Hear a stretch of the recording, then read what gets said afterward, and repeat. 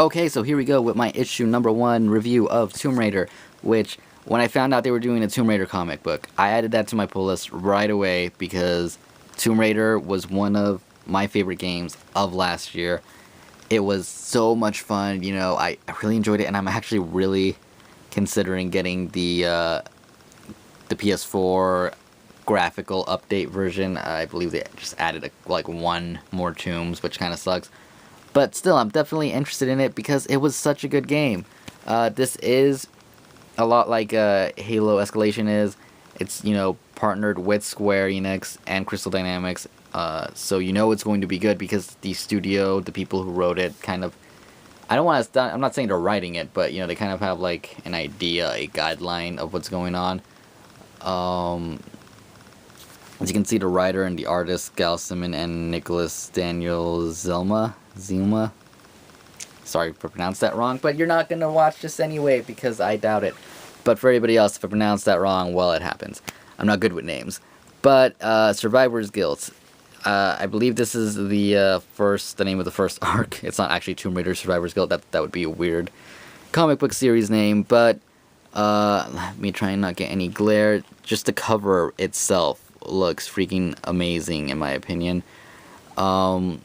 The story basically takes place, I don't know how much long after the game, but it's after it. She's having nightmares. It actually starts off with her having kind of a dream, a nightmare, of still being on the island, and of the people who died on the island. If you haven't played the game, I guess you will have some spoilers here. You won't have, like, major spoilers, at least from what I can tell, but you will see who dies. So I guess that would be considered a major spoiler.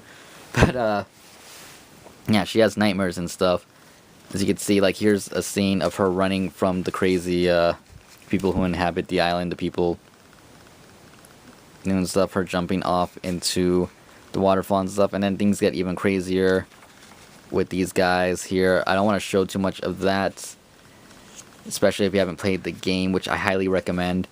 But like I said, she wakes up from a nightmare, and she's not the only one. Her friend, I forgot her name, Sam. Okay, Sam, who again was in the game. She was one of the, like, main characters. One of the main plot points of the game was centered around her, if not actually the main plot point was centered around her. And she's living with her. She's having nightmares too. Kind of wakes up with this weird mark in her hand, and she says she fell off the bed, but we don't actually see that. They don't talk much about that in this issue. I'm sure they'll revisit it later because she gets a phone call and she goes to visit one of her friends in the desert who is kind of losing it. And that's kind of where I want to stop story-wise, because if I talk more about it, it will be like spoilers, and I don't want to do too many spoilers on this because it was really good. Especially if you like Tomb Raider, you're definitely going to enjoy this. The art, on the other hand, let's go back to that first page because I think that's, like, the best. It's very smooth. That's like my best way of describing it, is that it's, like, smooth. As you can see, the like, wherever she doesn't have a mark, it's definitely a smooth drawing. And I like this kind of art style. It's not bad. It's not my favorite kind, but it's definitely something I like better than the Uncanny art style. I mean, I'm getting used to it, but it's not my favorite art style, the Uncanny X-Men, anyway. But yeah, the art style, it's good, it's decent, it's not, spectacular, but it's definitely good representation of the game's characters. They're all drawn more or less the way you would remember them, the way you would see them in this form. You can kind of see it, especially Jonah right here, who they did a really good job with. Not much else to say about this.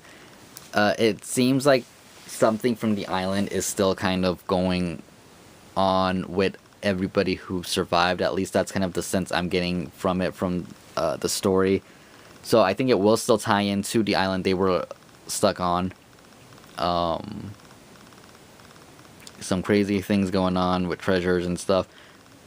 I will keep getting it. I did like it. Tomb Raider, like I said, did a really good job last year. I really liked the story. I really liked the gameplay. The comic book, I'm loving the story so far. The art is, like I said, I like it. Not my favorite kind of style, but I like it nonetheless. And I do recommend it. I'll give it, a 4 out of 5 because I feel like they could have done a better job explaining like how long it's been since they got off the island. I feel like I don't know. It's just I feel like they didn't explain enough for me to comprehend. Maybe I'll give it another read through and it'll be better. But 4 out of 5 is still really good because I mean, like I'm saying, that just the first few pages with her and that nightmare thing going on there was just really, really good. At first, I thought, well, is it gonna recap what happened on the island? Is that what's going on here?